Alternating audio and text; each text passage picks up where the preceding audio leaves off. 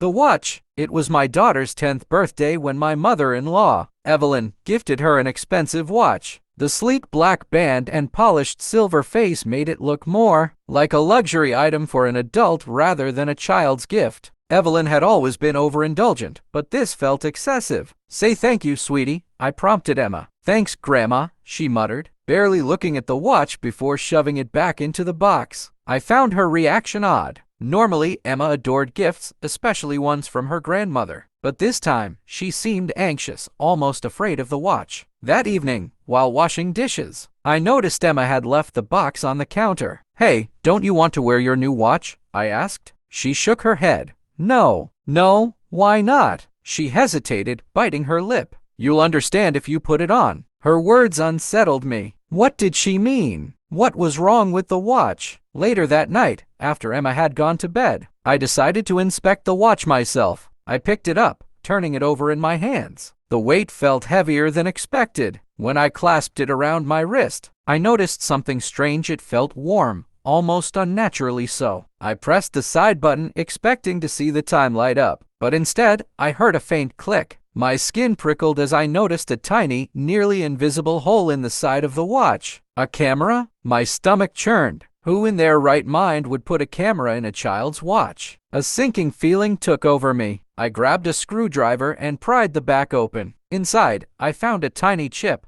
a transmitter of some kind. It was sending a signal. I felt sick. My hands trembled as I reached for my phone and dialed the police. The truth uncovered. The officers arrived quickly. One of them, Officer Reynolds, carefully examined the watch while his partner ran a scanner over it. The look they exchanged confirmed my worst fears. "This isn't just a regular smartwatch," Reynolds said grimly. "It has a built-in GPS tracker and a live feed camera. Someone's been monitoring your daughter." I felt my knees go weak. Monitoring her? Who? How? "We won't know until we trace the signal," he said. "But whoever set this up had direct access to the watch before it was given to your daughter." My breath caught. Direct access. That meant my mother-in-law, Evelyn. It didn't make sense. Why would she do this? Had she bought the watch herself, or was she just a messenger? The officers took the watch and assured me they would investigate. But I couldn't sleep that night. I lay awake, my mind racing with terrifying possibilities. The call that changed everything. 2 days later, Officer Reynolds called me. We traced the signal. His voice was tense. It was transmitting to an off-site server, but we managed to pinpoint an address linked to multiple surveillance devices. The owner is a known suspect in a child trafficking ring.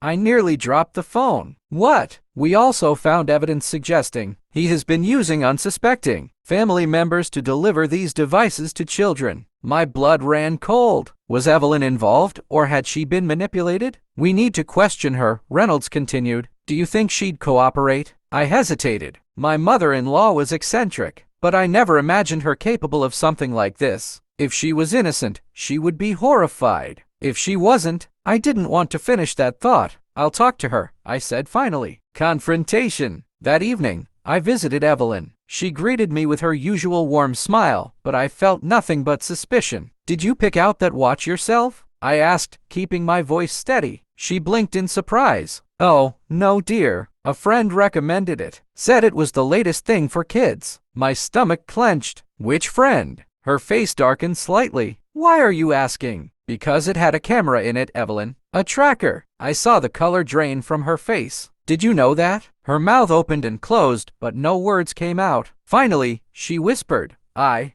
didn't know. Who gave it to you?" She hesitated. "A man I met at the club. Said he was a tech developer. He gave it to me as a special gift for Emma." I stood up abruptly. "Give me his name." The arrest. That night, I gave the name to the police. It turned out the friend was an alias used by a wanted criminal involved in child exploitation. My mother-in-law, though knave, had unknowingly put Emma at risk. The next morning, the man was arrested. The watch had been part of a larger operation targeting children through gifts. Thanks to Emma's instincts and that one chilling sentence, "You'll understand if you put it on," we had caught him before any real harm was done. As for Evelyn, she was devastated. The guilt of unknowingly endangering her granddaughter weighed heavily on her. I was furious at first, but over time, I realized she was just another victim in a twisted scheme. From that day forward, I became hyper-vigilant about gifts, technology, and anything involving my child's safety. Because in today's world, danger doesn't always come with a warning. It can arrive wrapped in a pretty box, disguised as a thoughtful gift. The end.